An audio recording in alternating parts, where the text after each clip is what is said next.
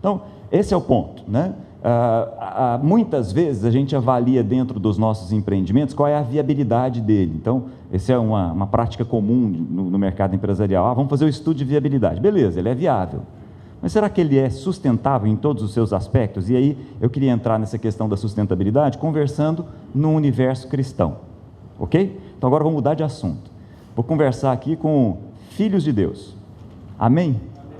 Entendo que esse é um congresso de filhos de Deus e eu queria trabalhar na cabeça de vocês algo nesse aspecto. E aí, queria lembrar um texto que é extremamente conhecido de todos nós cristãos de uma forma geral. Está lá no Sermão do Monte. Conhecem?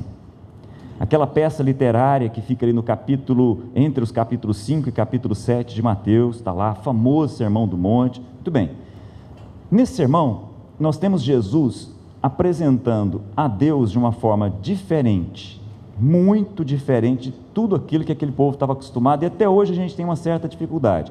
O tempo inteiro, Jesus está apresentando a Deus como Pai, o tempo todo. Então ele fala, por exemplo, olha, quando vocês orarem, prestem bem atenção em como é que vocês vão dirigir as palavras de vocês ao Pai de vocês. Quando vocês decidirem fazer alguma caridade ou alguma obra social, quando vocês decidirem dar esmolas, presta bem atenção em como é que essa relação com o Pai de vocês está sendo desenvolvida. Quando vocês decidirem fazer jejum, presta bem atenção em como é que você está analisando a relação com o Pai ao fazer jejum, porque não é Deus, é Deus Pai. E aí nesse universo, nesse mesmo capítulo em que ele fala a respeito dessas nossas práticas religiosas de uma forma geral, ele fala a respeito de ansiedade. E aí no meio desse assunto, ele coloca isso daí no final. Todo mundo conhece bem. Se Deus veste assim a erva do campo, que hoje existe e amanhã é lançada ao fogo, não vestirá muito mais vocês? E aí ele põe aquele finalzinho lá, homens de pequena fé, ou, dependendo da versão, homens de pouca fé, né? Conhece esse texto? Demais, né? Olha que coisa relevante. Eu fiquei com toda sinceridade, eu estou aqui compartilhando com vocês. O que eu quero fazer aqui é muito mais um testemunho do que qualquer outra coisa. Durante muito tempo eu fiquei pensando, o que é esse negócio de pouca fé? O que seria então uma fé saudável, ou o que seria uma grande fé? Eu queria entender isso. Eu queria pensar, inclusive junto com vocês aqui, o que seria uma fé, que não é uma fé pequena. E aí eu fui buscar saber as outras vezes em que essa expressão acontece, porque não é a primeira vez que Jesus, é a primeira vez que Jesus usa essa expressão, mas não é a única. Jesus vai utilizar essa expressão pequena fé mais algumas vezes. Vocês se lembram de alguma? Tem certeza? Isso. Olha que coisa interessante. Essa é a primeira vez, está no início do Evangelho. Todas as outras vezes, mais 3 vezes, todas as 3 ocasiões em que Jesus fala novamente a respeito de uma fé que é pequena, eles estão num barco. Interessante isso, né? Sabiam disso? Eu não sabia. Comecei a fazer uma pesquisa e comecei a prestar atenção nisso. Então, olha que coisa interessante. Todas as vezes que a turma ouve essa exortação da parte de Jesus, eles estão num barco. Por exemplo, olha só essa situação. Entrando ele no barco, seus discípulos o seguiram. De repente, está lá em Mateus também, logo depois do final, logo depois do Sermão do Monte. O Sermão do Monte termina no capítulo 7, vem o capítulo 8, logo depois. De repente, uma violenta tempestade abateu-se sobre o mar, de forma que as ondas inundavam o barco. Jesus, porém, dormia.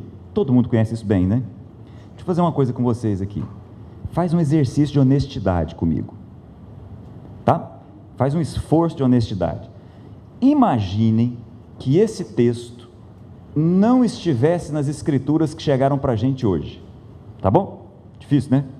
Imaginem que esse texto não tivesse nos evangelhos, de alguma forma ele tivesse perdido do tempo, mas de repente alguém encontrou esse manuscrito agora, foi datado corretamente, todo mundo percebeu, não, isso aqui faz parte do livro de Mateus, beleza. Aí, primeira vez que nós estamos vendo, imagina a cena, os discípulos estão com Jesus dentro de um barco, é um barco do 1º século, gente, importante a gente entender isso. Fala mar lá, a gente sabe que é o lago da Galileia, mas que em função da formação rochosa ao redor, as tempestades ali eram significativas, e aí o barco começa a se mexer. Detalhe, quem que estava lá dentro, gente? Pescadores, né?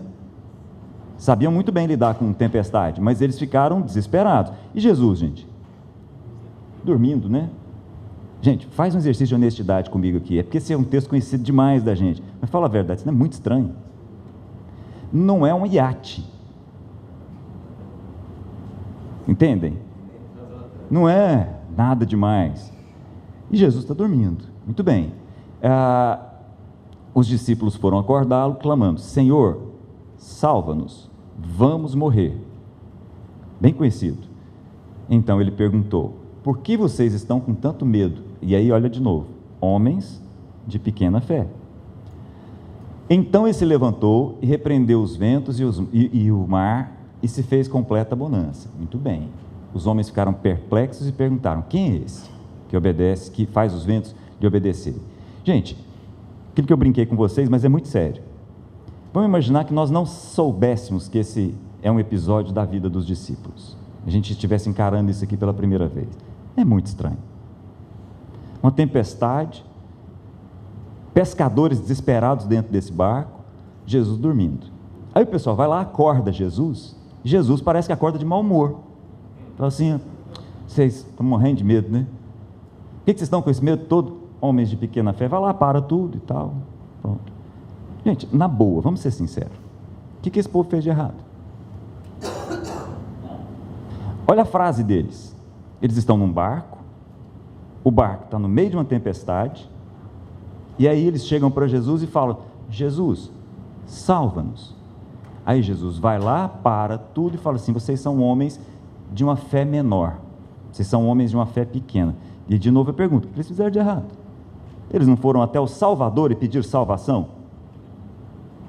Quem sabe, se nós estivéssemos encarando esse texto pela primeira vez, como eu disse, né, brincando com vocês, a gente tem certeza, porque ele está em todos os evangelhos, mas vamos imaginar que ele não tivesse, a gente ouvisse pela primeira vez, a gente ia falar assim: de jeito nenhum, não tem nada a ver essa história, nada a ver. Ora, os discípulos estavam num barco, o barco estava todo bagunçado lá, chegaram para Jesus, pediram para Jesus salvar, Jesus salvou. O que esse povo é um povo de pequena fé?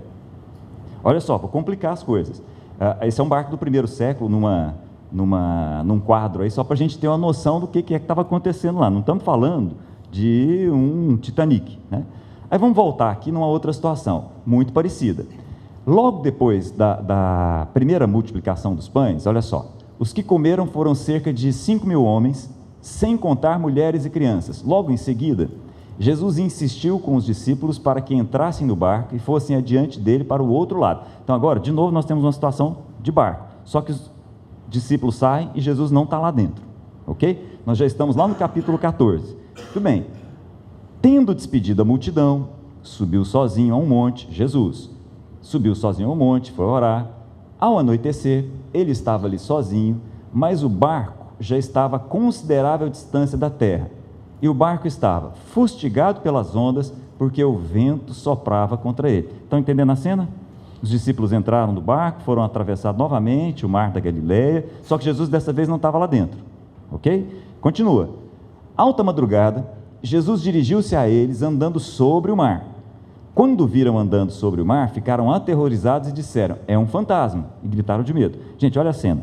À noite,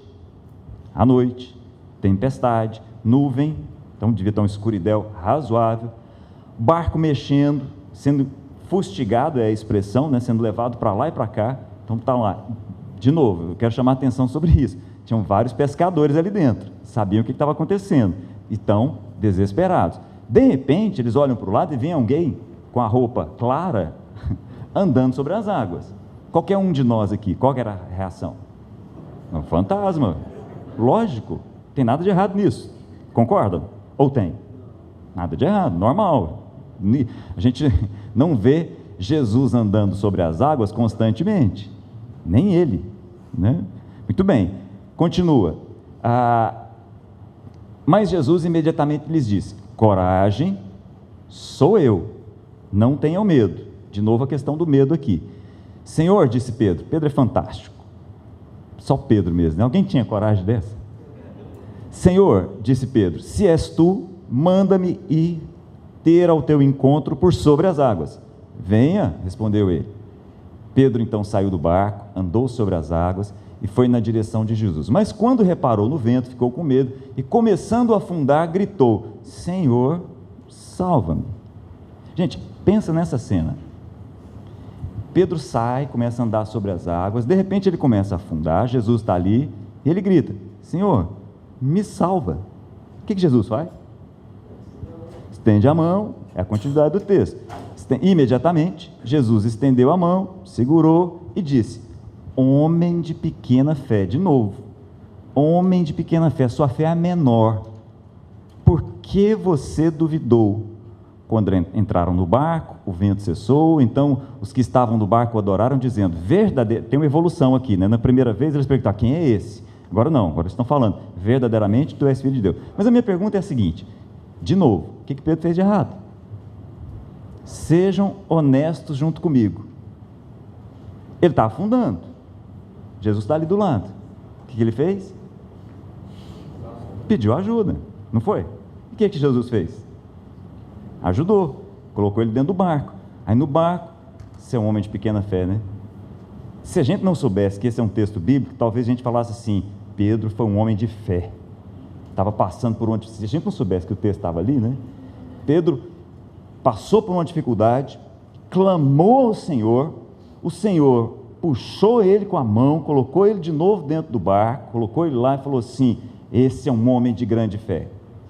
Se esse texto não tivesse aí, talvez nós contássemos essa história desse jeito. Concordam? Teve muita fé, né? Para entrar na água e começar a andar, né? Sim, sem dúvida. Começou bem, como Jesus está dizendo. Começou bem. Por que você não continuou?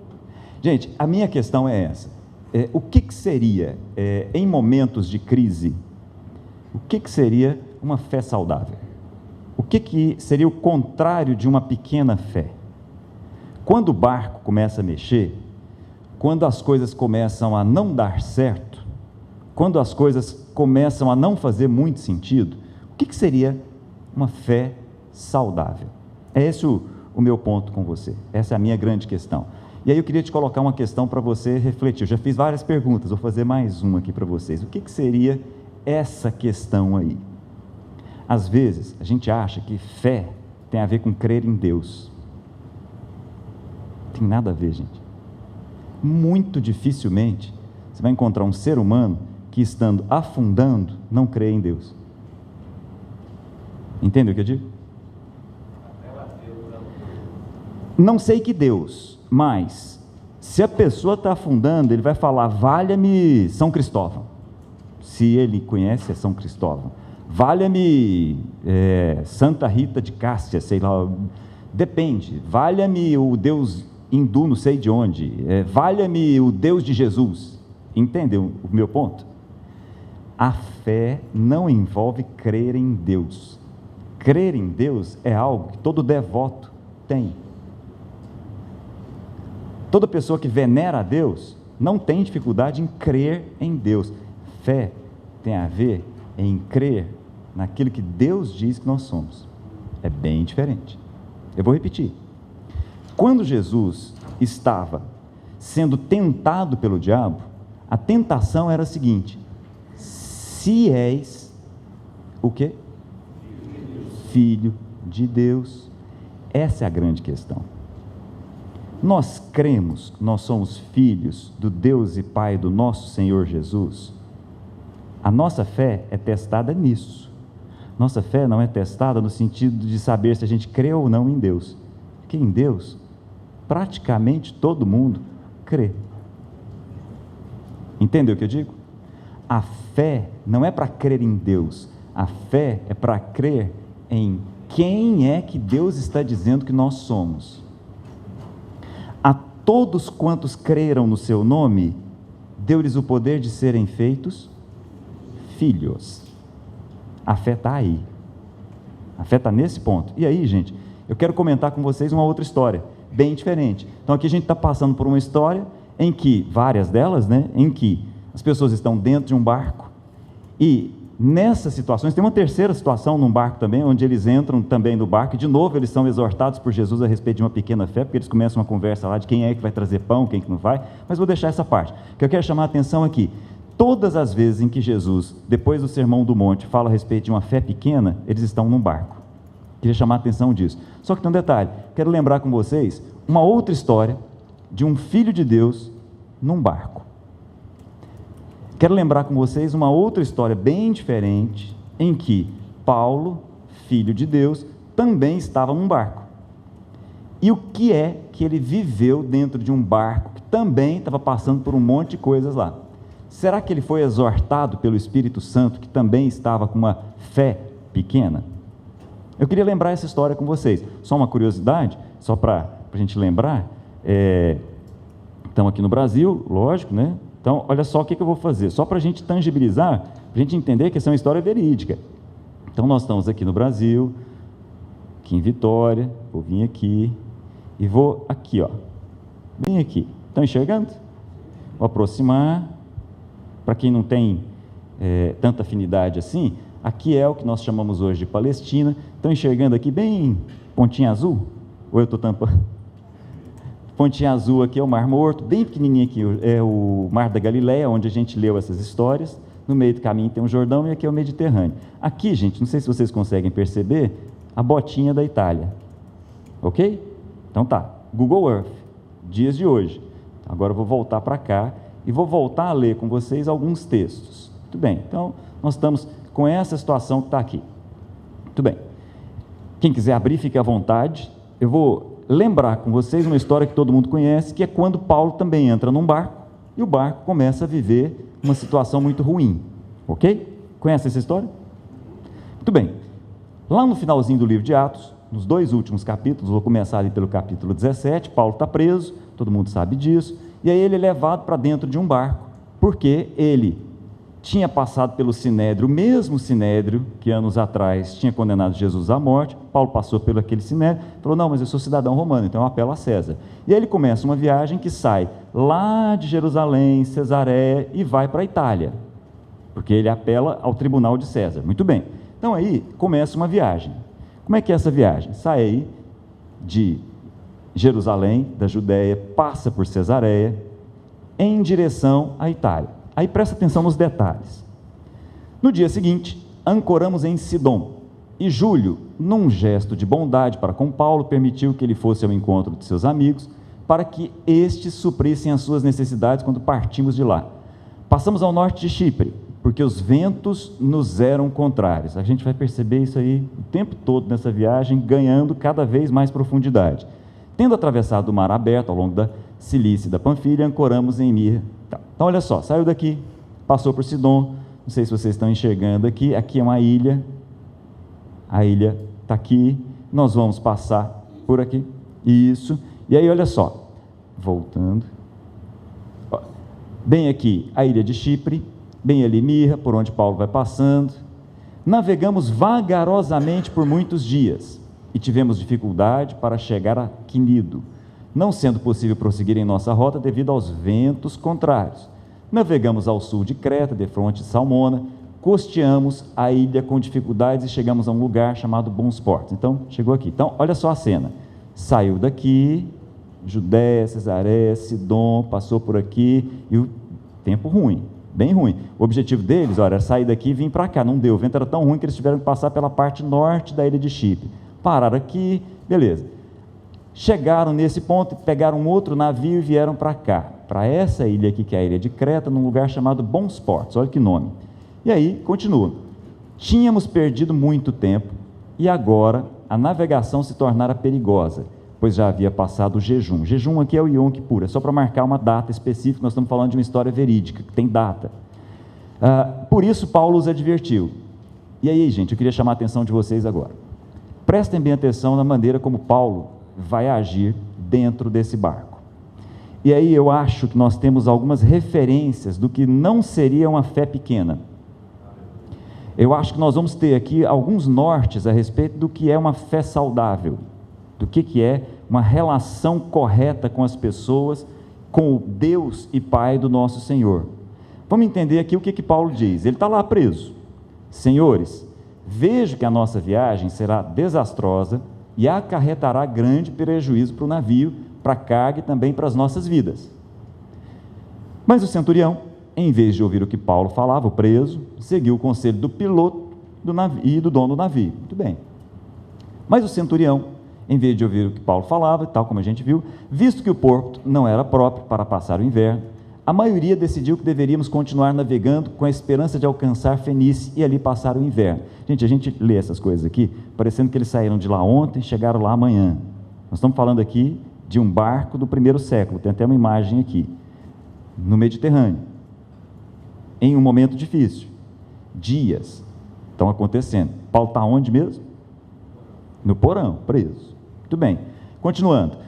Começando a soprar suavemente, de repente eles tiveram a impressão de que as coisas melhoraram. Vocês já viram essa cena? De repente parece que melhorou, né? O vento sul, pensaram que tinha obtido o que desejavam, por isso levantaram âncoras e foram navegando ao longo da costa de Creta. Pouco tempo depois, desencadeou-se da ilha um vento muito forte, chamado nordeste, dependendo da sua versão, euroquilão. O navio foi arrastado para a tempestade, sem poder resistir ao vento. Assim, cessamos as manobras e ficamos à deriva. Entende a situação de Paulo? Está dentro de um barco, à deriva. Está ali. Detalhe, preso. Ok? O que vai acontecer com Paulo à medida que o tempo for passando? Esse é um navio do primeiro século, só para a gente tangibilizar a história. Legal, né? 276 pessoas lá dentro. Muito bem, saíram daqui, foram caminhando, dias passaram por aqui, chegou aqui em Bons Portos, parecia que estava bom, veio um vento tranquilo, vamos caminhar, vamos. E aí vem uma tempestade, e aqui eles ficam à deriva, nesse lugar. Muito bem, no dia seguinte, sendo violentamente castigados pela tempestade, começaram a lançar fora a carga do navio. E agora olha só, gente, no terceiro dia de tempestade, ok? No terceiro dia, lançaram fora com as próprias mãos, o quê? A armação do navio. Em outras palavras, agora, literalmente, estamos entregues à sorte, ok? Literalmente, a armação do navio foi lançada com as próprias mãos, Lucas faz questão de dizer, lançada fora. Não aparecendo nem sol nem estrelas por muitos dias, continuando a abater sobre nós grande tempestade, finalmente perdemos toda esperança de salvamento. Olha só, percebam que Lucas está contando a história, ele está se incluindo lá, ok? Literalmente, chegaram num ponto em que 3 dias depois, não sabia se era dia ou se era noite. Perceberam ali? Olha, não dá para saber, não dá para enxergar nem sol nem estrelas por muitos dias. Vem ali, ótima essa cena, né? Bem pior do que aquela dos discípulos no barco, concordam? Pelo menos Jesus estava dormindo, era só acordar ele, né? Mal-humorado, né? Acordava, mandava parar tudo, chamava todo mundo de pequena fé. Olha a diferença, está ali Paulo. Muito bem, vamos continuar. Visto que os homens tinham passado muito tempo sem comer, Paulo levantou-se diante deles. E aí aquilo que eu queria chamar a atenção de vocês. Presta atenção no que Paulo vai dizer. Presta atenção junto comigo no que Paulo vai fazer nesse barco. Olha só, o preso levanta e diz assim: os senhores deveriam ter aceitado o meu conselho de não partir de Creta, pois assim teriam evitado esse dano e prejuízo. Ele não está falando isso daqui para tipo assim, você está vendo? Vocês deviam ter me ouvido lá, né? Não é isso não. É para prestar atenção no que ele vai falar agora. Gente, eu falei lá atrás, agora eu vou falar de novo. Presta atenção no que eu estou falando para vocês. Aí ele continua. Agora, recomendo-lhes que tenham, no meio desse monte, dessa bagunça toda, eu queria falar para vocês precisam ter coragem, pois nenhum de vocês perderá a vida, apenas o navio será destruído. Como é que ele sabe disso? Pois ontem à noite apareceu-me um anjo do Deus a quem pertenço e a quem adoro, dizendo-me: Paulo, não tenha medo, é preciso que você compareça perante você vai chegar lá na Itália. Deus, por sua graça, o anjo dizendo para Paulo, deu-lhes as vidas de todos os que estão navegando com você. Assim, Paulo, tenha ânimo. Assim, senhores, tenham ânimo. Creio em Deus que acontecerá do modo como foi dito. Devemos ser arrastados para alguma ilha. Olha o que eu queria guardar aqui com vocês. Primeira coisa que eu queria deixar aqui para vocês. Paulo está lá dentro daquele barco. Primeira coisa que ele entende: as vidas daquelas pessoas lá, agora, dependem dele. As vidas de todos os que estão navegando com você, Deus lhe entregou. Entendeu o que eu digo? Gente, um filho de Deus, numa crise, se coloca no meio da crise, como quem tem a responsabilidade de salvar as pessoas com as quais Deus colocou no barco junto com você. Entendem?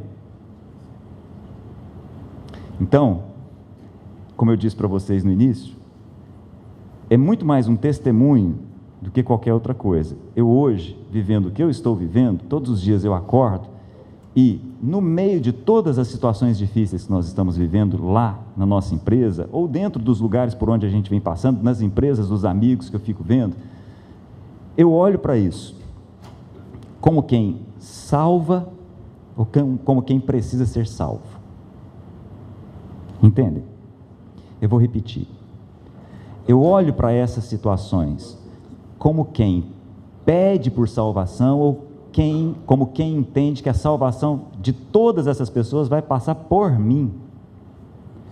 O Filho de Deus entende que a salvação passa por ele. De novo, fé não é para crer em Deus. Fé é para crer naquilo que Deus diz que nós somos. E o que é que nós somos? Filhos. Nós nos colocamos dentro desse barco, ou nós somos colocados, como no caso de Paulo, dentro desse barco, e se o negócio está ruim lá dentro, saiba, a salvação passa pelo Filho de Deus que está lá. Você é filho? A salvação passa por você. Eu sou filho? A salvação passa por mim. Posso ouvir um amém? Ou é pedir demais? Olha só, eu sei que é forte. Eu sei que não é simples, e é muito diferente do evangelho que a gente tem ouvido por aí. O evangelho que a gente tem ouvido por aí é o evangelho que grita: Senhor, salva-nos. Veja, gente, não estou dizendo aqui que a gente não vai orar e colocar para Deus tudo que a gente quiser colocar. Não tem oração errada, a oração errada é que não é feita. Mas ok, entenda, no lugar onde você está, onde Deus te colocou, você é filho. Haja como filho, haja como quem tem a responsabilidade de todas aquelas pessoas que Deus colocou nas suas mãos. Vamos continuar, ver o que Paulo faz mais. Pouco antes do amanhecer, Paulo insistia que todos se alimentassem. Aquele pessoal estava lá, gente, tinha desistido da vida. Entenderam o texto anterior? Nós já perdemos toda a noção se nós vamos viver ou não. Ninguém come mais nada. Aliás, estão jogando comida fora, junto com um monte de outras coisas. Aí ele levanta e diz: hoje faz, imagina a cena, 14 dias que vocês estão em vigília constante, sem nada comer. Agora eu os aconselho a comerem algo, pois só assim poderão sobreviver. Nenhum de vocês vai perder um fio de cabelo sequer. Tendo dito isso, olha o que ele fez. Tomou o pão, deu graças a Deus diante de todos, então partiu e começou a comer. Gente, isso é muito doido, não? Tempestade lá comendo, aquela coisa horrível, ninguém sabia o que ia acontecer. Ele fala assim: gente, senta aqui, vamos partir o pão junto comigo. Sabe por quê, gente? Isso não é uma possibilidade. Chamar a ceia, chamar a mesa é valor, é princípio. Então, filhos de Deus, entendam, faz parte de, durante a crise, durante as dificuldades, durante os barcos que estão bagunçando para tudo quanto é lado, chamar à mesa, compartilhar o pão que Deus deixou ali para a gente. A mesa não é uma possibilidade, a mesa é um princípio, a mesa é um valor. Tudo que a gente estiver passando, por todas as coisas, quer seja em casa, em família, quer seja com os amigos que Deus colocou nas nossas vidas, quer seja onde for, a mesa é um princípio. Não abra mão da mesa, mesmo com o barco bem bagunçado. Não abra mão disso. Isso é princípio. Chame as pessoas à mesa, compartilhe o pão com essas pessoas. Isso, gente, é algo muito mais espiritual do que parece. Muito, muito mais profundo do que parece. Pegar o pão e partir dando graças é de uma profundidade, assim como o batismo que a gente viu agora há pouco, que muito pouco provavelmente a gente vai entender enquanto nós estivermos aqui. É muito profundo, é espiritual, não é possibilidade, é valor. Continua, até que enfim, chegaram em terra. Chegaram lá, depois de um longo e tenebroso inverno, a uma ilha chamada Malta. Só por curiosidade, não sei se vocês estão enxergando, a ilha é essa aqui, ó, bem aqui. Chegaram lá, ok? Chegaram na ilha, muito bem. Próximo dali, chegaram na ilha, tá? Eu vou pular algumas partes, aí chega na ilha, só que tem um detalhe, está chovendo, né? Chega na ilha, todo mundo pensa, pelo menos pisamos em terra firme. Tem uma série de questões que valeria até a pena a gente chamar a atenção, mas o tempo não vai nos permitir, mas eu queria destacar o seguinte: chegaram na ilha, próximo dali havia uma propriedade pertencente a Públio, o homem principal daquela ilha. A ilha recebeu bem a turma. Ele nos convidou a ficar em sua casa e por 3 dias bondosamente nos recebeu e nos hospedou. Seu pai estava doente, acamado, sofrendo de febre e disenteria. Paulo entrou para vê-lo, depois de orar, impôs-lhe as mãos e o curou. Tendo acontecido isso, outros doentes na ilha vieram e foram curados. Gente, olha que coisa. Paulo é o náufrago da história. É o Filho de Deus naquele lugar. Que está fazendo o que aqui? Orando pelas pessoas. Ao invés de ir para o cantinho, fazer uma reunião de oração com os crentes que estavam lá, chamava provavelmente Lucas e mais um ou outro, vamos fazer uma oração aqui para ver se Deus salva a gente. Não, ele está olhando, ele está orando, ele está se colocando diante de Deus pelo outro. De novo, isso é princípio. Filho de Deus ora pelos outros. Filho de Deus se coloca diante de Deus, antes de pedir para qualquer coisa para si, ele pensa: quem é que ele pode abençoar de alguma forma? Filho de Deus não pede bênção para si em primeiro lugar. Filho de Deus entende: eu sou bênção para quem? Para quem Deus colocar na minha vida. Então vou me colocar diante de Deus aqui para orar pelo outro. Entendem? Guardem. Eu vou dizer para vocês, como eu disse no início, é um testemunho.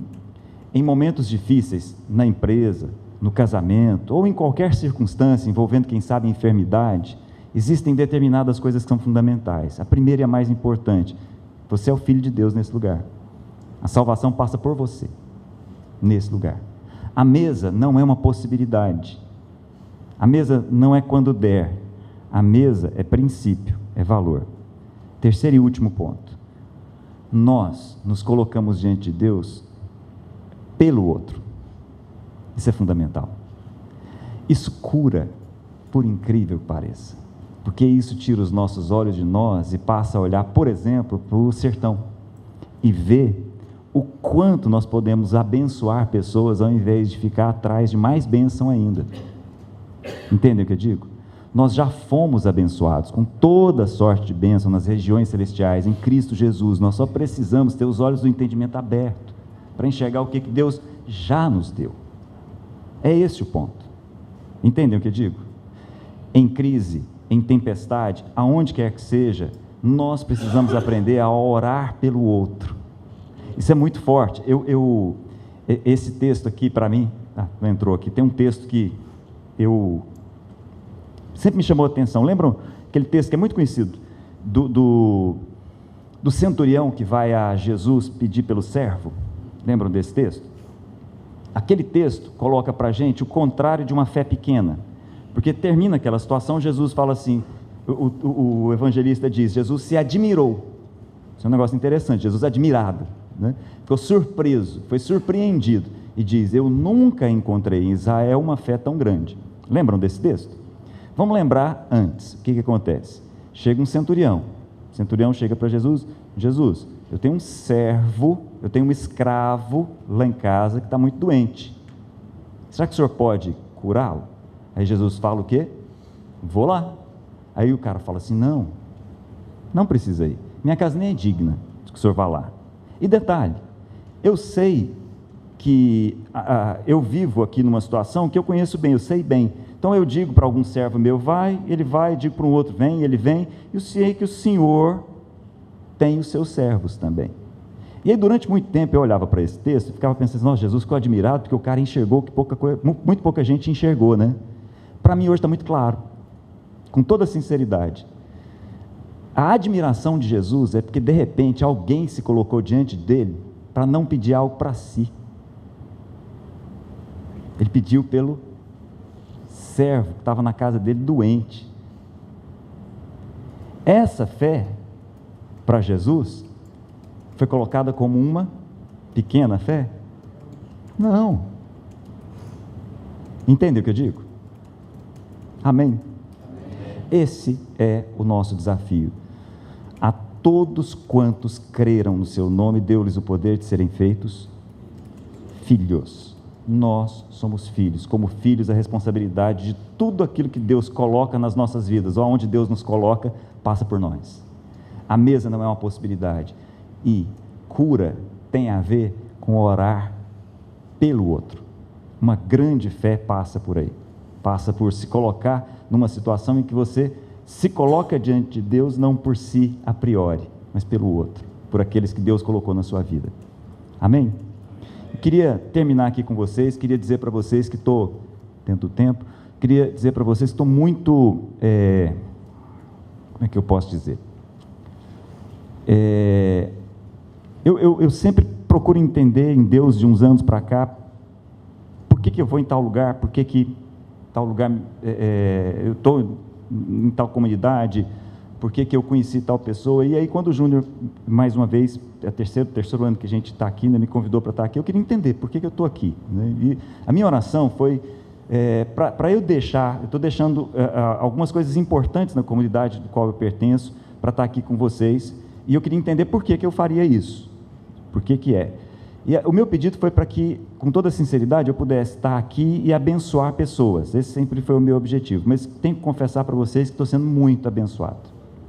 A palavra do Paulo ontem para mim foi algo marcante, muito significativo. A questão da revelação para mim foi algo muito forte. O testemunho, agora há pouco, do Nordeste, e ver o coração de pessoas como o Lauro, como o Júnior, como o Rude, para mim são coisas que me abençoam muito. Então eu queria deixar isso com vocês e queria terminar orando. Queria terminar pedindo a Deus que, de fato, nos faça entender aquilo que Ele já nos deu em Cristo Jesus. Amém? Feche seus olhos aí, ora comigo. Deus amado, em nome de Jesus, ajuda-nos a entender, nós somos Teus filhos. Toda a nossa matriz de pensamento tem que passar por aí. Nós precisamos entender que nós somos filhos do Senhor.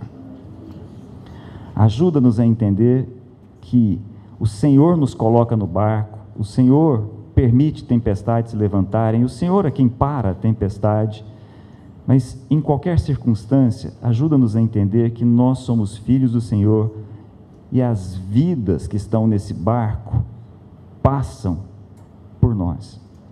Ajuda-nos a entender e a convidar essas pessoas para compartilhar com a gente o que nós tivermos, o pão de cada dia, e ajuda-nos, ó Pai, a entender a importância de nos colocarmos diante do Senhor como intercessores por outras pessoas, em nome de Jesus. Em nome de Jesus. Eu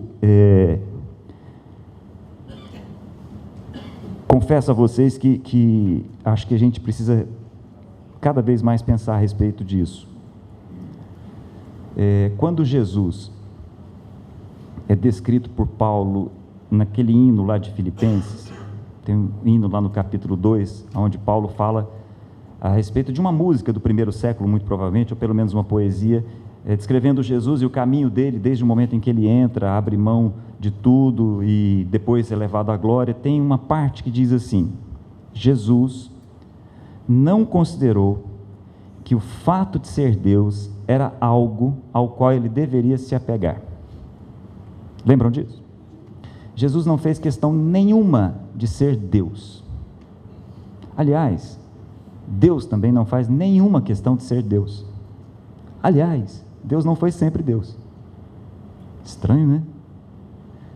Deus passou a ser Deus quando Ele criou. Quando Ele criou, Ele passou a ser Deus de alguém.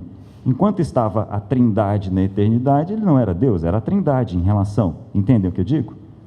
Então, Deus não foi sempre Deus, e na expressão de Jesus, Ele não se apegou ao fato de ser Deus, tanto que Ele abriu mão. Mas tem uma coisa que Jesus não abre mão: de ser filho. Tem uma coisa que Deus não abre mão, porque é o que Ele é, ser pai. A nossa matriz de pensamento em relação a todas as questões tem que passar por aí. Então eu fico vendo, só para a gente terminar aqui, ainda está dentro do tempo, o Ricardo, que é um grande amigo, um parceiro lá de Goiânia, está falando sobre mordomia, né? E ele me perguntou, qual dos dois temas que você quer? Eu falei, mordomia nem pensar. Falei, por quê? Porque eu acho difícil. Acho muito difícil falar de mordomia. Por quê falar de mordomia? Porque toda vez que eu leio alguma coisa, toda vez que eu vejo alguém compartilhando a respeito de mordomia, no final das contas, o que eu vejo é um esforço enorme de nos transformar no filho mais velho da parábola do filho pródigo. Entendem? Quem é o filho mais velho da parábola do filho pródigo? É o servo perfeito, mas não é filho. Entendem? É lógico que ele era filho, mas ele não tinha nenhuma consciência de filho. Quando ele fica do lado de fora e vê a festa rolando, e o pai vai lá conversar com ele, o que ele diz? Ele, pai, há tantos anos eu te sirvo. Ele não percebeu que o início da história começa assim, quando o filho mais novo pede a divisão dos bens, o pai divide os bens com os dois. Nem a gente percebe isso, é a primeira frase da parábola. Quando o filho mais velho chega e joga tudo no ventilador e fala assim, eu quero mais é que o senhor morra, porque essa é a expressão literal que está ali, quero mais é que o senhor morra, me dá logo os bens que me cabem, que eu quero ir embora. Aí o pai divide os bens com os dois. O filho mais velho não percebeu.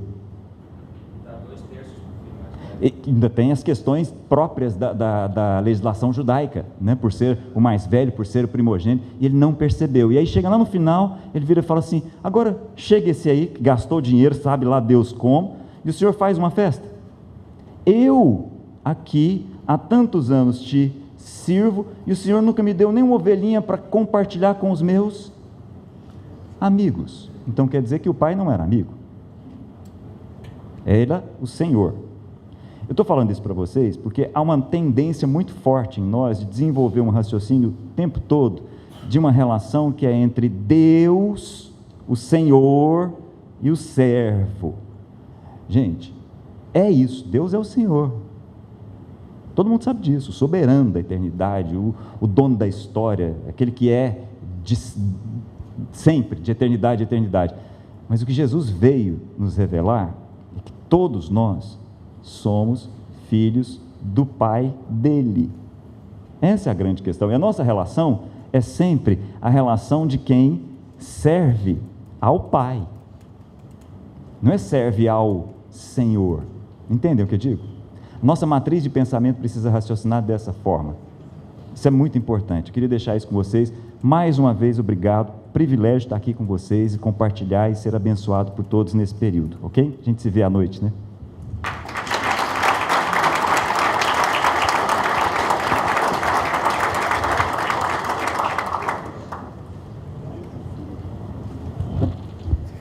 Queridos, ainda dá uns minutinhos para a gente deixar livre para perguntas aqui para a nossa amada. Não tem problema, tranquilo, não tem problema não. Porque a gente não pode perder essa riqueza de Deus aqui, né? Que trouxe para nos abençoar. Também vou estar aqui, se alguém quiser conversar, quiser trocar uma ideia aqui no final também, estou à disposição, tá? Não, mas estou aqui agora, estou aqui à noite também. Ah, sim. Nesse texto, desse episódio de Paulo, eu tive uma revelação em cima dessa palavra que está hoje, há um tempo atrás, porque eu tinha um entendimento dessa passagem dele como algo assim que ele se meteu em uma viagem, né, infeliz. Uhum. E eu condenava até a Paulo, assim, é o problema dele, ele quis ir, então... Está sendo amaldiçoado, né? Várias consequências, mas depois de um tempo de calma, ele mostra isso. E no próprio texto, na frente, ele fala, né? Aprove a Deus que você fosse até lá, como Deus queria.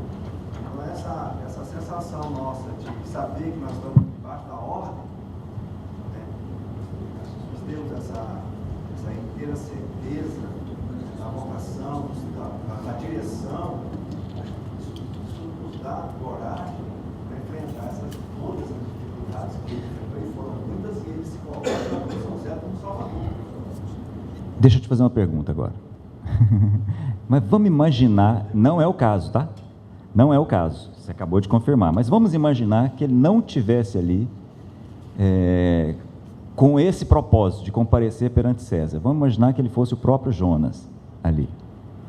E aí? Porque isso acontece, não acontece? A gente não acerta sempre. De vez em quando a gente entra em barcos que não deveria entrar, não é?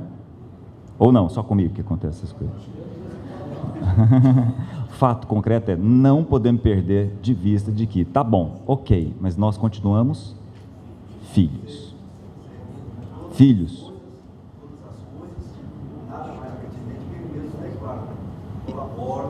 Isso, e continuamos filhos.